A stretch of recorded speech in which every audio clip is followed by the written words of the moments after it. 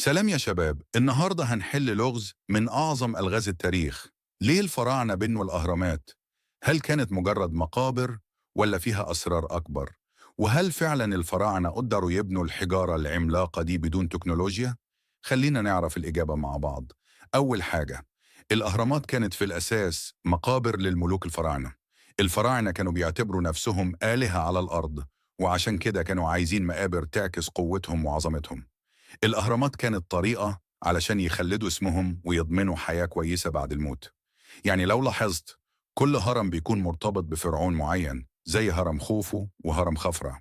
تاني حاجة، التكنولوجيا اللي استخدمها الفراعنة في بناء الأهرامات كانت شيئا غير طبيعي. يعني إزاي قدروا يحركوا الحجارة الضخمة دي من المحاجر لحد موقع البناء؟ وإزاي قدروا يرفعوا الحجارة لارتفاعات شاهقة؟ العلماء لسه بيدرسوا الموضوع، لكن الأكيد إن الفراعنة كانوا عندهم معرفة هندسية ومهارات بناء متقدمة جدا. تالت حاجة، بعض النظريات بتقول إن الأهرامات كانت أمراصد فلكية. يعني الفراعنة كانوا بيدرسوا النجوم والكواكب من خلال تصميم الأهرامات. الأهرامات بتكون متوازية مع الاتجاهات الأربعة: الشمال، الجنوب، الشرق، الغرب، بدقة مذهلة، وده بيوحي إنها كانت مرتبطة بعلوم الفلك. رابع حاجة، الأهرامات كانت رمز لقوة الدولة الفرعونية. لما فرعون يبني هرم ضخم، بيكون بيدي لك رسالة إن الدولة دي قوية ومتقدمة. الأهرامات كانت طريقة علشان الفراعنة يثبتوا سيطرتهم على مصر ويخلدوا اسمهم في التاريخ. خامس حاجة، الأهرامات لسه فيها أسرار غامضة.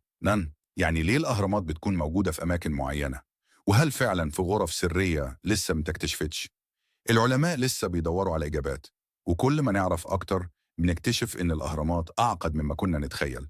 ففي الآخر، الأهرامات مش مجرد حجارة مكدسة، دي بتحفة معمارية وإنجاز تاريخي بيحير العالم لحد النهاردة. الفراعنة قدروا يخلدوا اسمهم من خلال الأهرامات، وخلوا العالم كله يتساءل إزاي قدروا يعملوا كده. ما تنسوش تعملوا لايك للفيديو وتشتركوا في القناة وتفعلوا الجرس عشان توصل لكم كل جديد.